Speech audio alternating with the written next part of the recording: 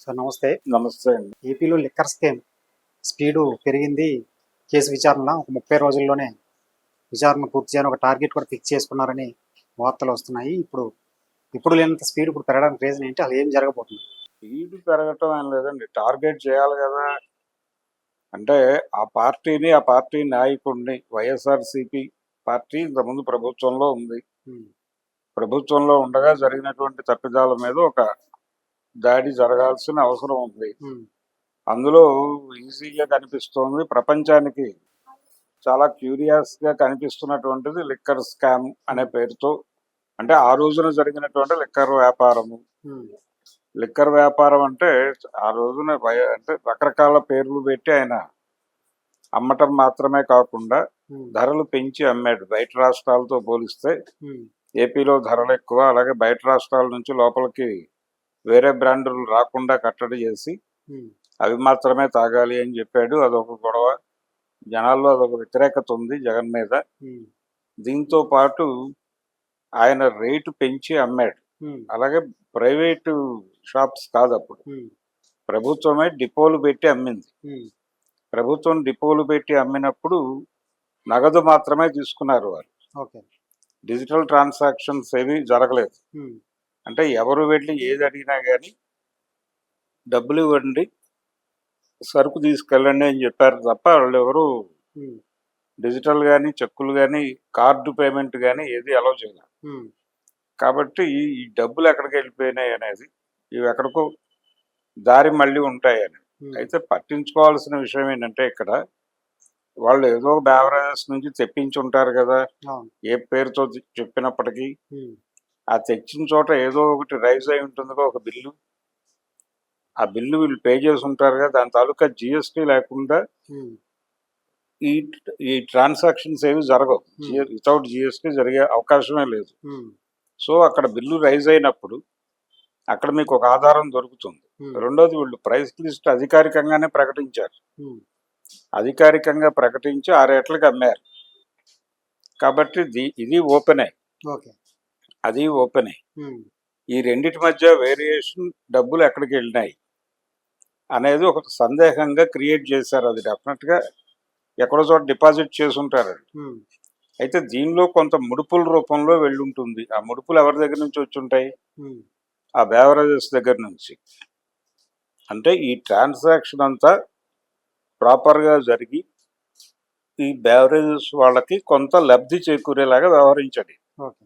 ఈ వ్యవహరించినప్పుడు వాళ్ళ దగ్గర నుంచి ఏవో ముడుపులు వచ్చి ఉంటాయి, వాటిని ట్రాక్ చేస్తే దొరుకుతాడు. హ్మ్. ఎవరు దొరికినా అలాగే దొరుకుతారు. ఇప్పుడు స్కిల్ స్కామ్ గొడవ కూడా అదే కదా చంద్రబాబుది. హ్మ్. అంతిమ లబ్ధిదారుడు ఎవరు అనేది తేల్చడం అనే దగ్గర ప్రోబ్లో ఈయనకి ముట్టే ఛాన్స్ ఉంది అనేది తేల్చారు. అది కూడా పూర్తి నిర్ధారణ కాదు, అనుమానం. హ్మ్. ఇంకా కేసు నడుస్తోంది. అది ఎప్పుడైనా బెంచ్ మీదకి వస్తాయి. అంటే జగన్మోహన్ రెడ్డి మీద ఉన్న కేసులు కూడా అవే. ఆల్రెడీ ఆయన బెయిల్ మీద ఉన్న కేసులన్నింటిలోనూ ప్రభుత్వం నుంచి ప్రయోజనం పొంది ఆ ప్రయోజనాని కోసం వాళ్ళు ఇచ్చినటువంటి ముడుపులు హ్మ్. అవే ఈయన పారిశ్రామికవేత్తగా మారటానికి పెట్టుబడులు అనేది ఆ రోజున వచ్చినటువంటి ఒక అనుమానం. ఓకే. ఆ బ్యాక్ డ్రాప్ లో కేసులు పెట్టారు. హ్మ్.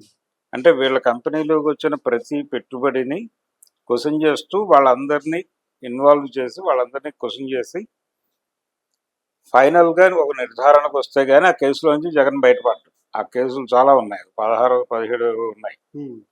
సరే, ఆ కేసుల్లో నుంచి ఆయన బయటకు వస్తాడా రాడా అనేది పక్కన పెడితే ఈ కేసులో ఏదో పద్ధతిలో జగన్ని ఇన్వాల్వ్ చేయాలి, హ్మ్. జగన్ పేరును A1 గానో A2 గానో చేర్చాలి అనేది ఒక ప్రోగ్రాం. హ్మ్. వాళ్ళకు చాలా ఉత్సాహం కలిగించేటువంటి అంశం అది హ్మ్. టీడీపీ శ్రేణులకి. అంటే తమ నాయకుడిని అరెస్ట్ చేసి జైల్లో పెట్టాడనే కోపం ఒకటి ఉంటుంది కదా. హ్మ్. ఆ కోపం ఉన్న నేపథ్యంలో ఇలా ఇతని మీద కూడా ఒక బీభత్సమైన కేసు. ఈ లిక్కర్ గొడవ మీద పర్సనల్ గా కోపాలు ఉన్నాయి జనాలు. హ్మ్. ఈ పర్సనల్ లెవెల్లో ఉన్న కోపాలన్నీ కూడా తీర్చిపోతుంది. సెంటిమెంటల్ గా ఓకే, హ్మ్. తృప్తి పడతారు. అందుకని లిక్కర్ స్కామ్ లో జగన్ని ఏదో విధంగా హ్మ్. అతన్ని బైండ్ ఓవర్ చేయాలనేది అభిప్రాయం. హ్మ్. అందులో భాగంగానే రకరకాల పద్ధతుల్లో వార్తలు ప్రచారం అవుతున్నాయి. అందులో హ్మ్. ఆ ప్రచారం అవుతున్న వార్తల్లోనే ఇదొకటి. హ్మ్. మీరు చెప్పిన వేగవంతం చేశారు. స్పీడ్ పెరిగింది. ఎవరు కీలకమో అర్థమైపోతోంది. ఎవరైతే దీని బాస్ ఉన్నాడో ఆ బాస్ని మరికొద్ది క్షణాల్లోనూ మరికొద్ది రోజుల్లోనూ అరెస్ట్ చేయబోతున్నారు, కస్టడీలోకి పంపించబోతున్నారు అనేది ఈ వార్త సారాంశం. ఇలాంటి అభిప్రాయం ప్రతి 3 నెలలకి ఒకసారి కలిగించాలి ప్రపంచానికి అనుకుంటున్నాడు చంద్రబాబు నాయుడు గారు. అనుకుని ఆ అనుకోవడం అనే కార్యక్రమంలో భాగంగా విస్పరింగ్ క్యాంపెయిన్ ప్రోగ్రాంలో జగన్ ఏ క్షణమైనా అరెస్ట్ అయిపోతాడు అనే ప్రచారం నడుస్తూ ఉంటుంది. ఆయనేమో అరెస్ట్ అవ్వకపోవచ్చు అని హింట్లు ఇస్తూ ఉంటాడు చంద్రబాబు. అంటే ఆయన ఉద్దేశం ఏంటి, ఆయన జనాలను రెచ్చగొడుతూ ఉంటాడు. రెచ్చగొట్టిన తర్వాత జనాలు అడిగితే మనం అరెస్ట్ అయ్యి బయటకు వచ్చి అధికారంలోకి వచ్చాం కదా, అతన్ని అరెస్ట్ చేస్తే అతను అధికారంలోకి వస్తాడేమో కదా, మీరు అరెస్ట్ చేసిన వాళ్ళ పట్ల సింపతి చూపిస్తారు కదా, ఆ సింపతి కార్డు ఉపయోగించి అతను గెలిస్తే రేపు మళ్ళీ మీరే సఫర్ అవుతారు కదా, అవసరం ఇప్పుడు అరెస్ట్ చేయించడం, ఇవన్నీ మాట్లాడాడు ఆయన. ఏది వాళ్ళ పార్టీ ఇంటర్నల్ మీటింగ్స్లో. సో ఈ సందిగ్ధత నడపటము, ఈ విస్పరింగ్ క్యాంపెయిన్ జరపటము, ఇది ఒక రాజకీయ వ్యూహంలో భాగంగా చంద్రబాబు నాయుడు గారు చేస్తూ ఉంటాడు. అందులో భాగంగానే ఈ వార్త సర్క్యులేట్ అవుతోంది. అయిపోయింది, నివేదిక వచ్చేస్తోంది, వాళ్ళు చాలా మందిని అరెస్ట్ చేశారు ఆ కేసులో, విజయసాయి రెడ్డి లాంటి వాడు అప్రూవర్ గా మారుతున్నాడు అంటున్నారు. ఆయన చాలా వివరాలు చెప్పేశాడు అంటున్నారు సిట్కి. అలాగే ఇంకొక బ్యాచ్ ఉంది లోపల, వాళ్ళు కూడా చాలా విషయాలు చెప్పేశారు అనేది బయటకి వినిపిస్తున్నటువంటి మాట. నిజంగానే వాళ్ళందరూ చెప్పారా లేదా, ఏం చెప్పారు, అందులో ఈయన గురించిన ఆధారాలు ఉన్నాయా, భారతీయ సిమెంట్స్ లోకి ఏమన్నా మళ్ళిందా ఈ డబ్బులు, భారతి గారు కూడా అరెస్ట్ అవ్వబోతున్నారు ఈ కేసులోనే. అంటే జగన్మోహన్ రెడ్డి సతీ సమేతంగా అరెస్ట్ కాబోతున్నాడు అనే ఒక వార్త ఆల్రెడీ ఎస్టాబ్లిష్ అయి చలామణిలో ఉంది. ఇద్దరు అంటే దానికి కూడా ఆయనే కారణం అంటున్నారు. ఈ అరెస్ట్ అయినటువంటి కసిరెడ్డి వీళ్ళు కంటే కూడా వీళ్ళతో పాటు ఆయన కూడా ఉన్నాడు కదా, తిరుపతి ఆయన ఒక ఆయన ఉన్నాడు కదా, భాస్కర్ రెడ్డి. వీళ్ళందరికీ సంబంధించిన అరెస్టులు వీటన్నిటి వెనక ఈ కేసే ఉంది.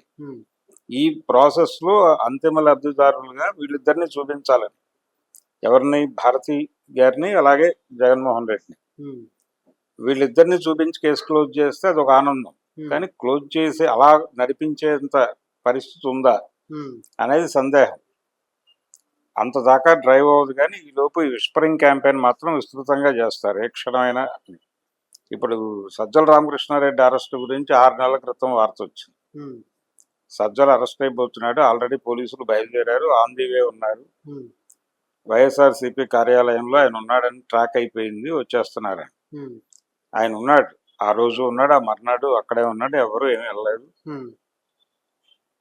ఆయన ఈ రోజుకి సేఫ్ గానే ఉన్నాడు, ఆయన ఏమి అరెస్ట్ కాలేదు కదా. ఇలాగే ప్రచారం, ఈ విస్పరింగ్ క్యాంపెయిన్ అనే ప్రోగ్రామ్ ని చాలా విస్తృత స్థాయిలో చేస్తూ ఉంటాడు చంద్రబాబు నాయుడు. చంద్రబాబు నాయుడు గారి విస్పరింగ్ క్యాంపెయిన్ లో భాగంగా వచ్చినటువంటి వార్త ఇది. ఇప్పటికీ వాళ్ళు బేరీజ్ చేసుకున్నారు, అరెస్ట్ చేస్తే నష్టం వస్తుందా, లాభం వస్తుందా అనే దానిలో క్లారిటీ రావట్లేదు. ఆ క్లారిటీ వచ్చే వరకు జగన్మోహన్ రెడ్డిని అరెస్ట్ చేయడం, అప్పటి వరకు ఆయన బయటే ఉంటాడు. Thank you.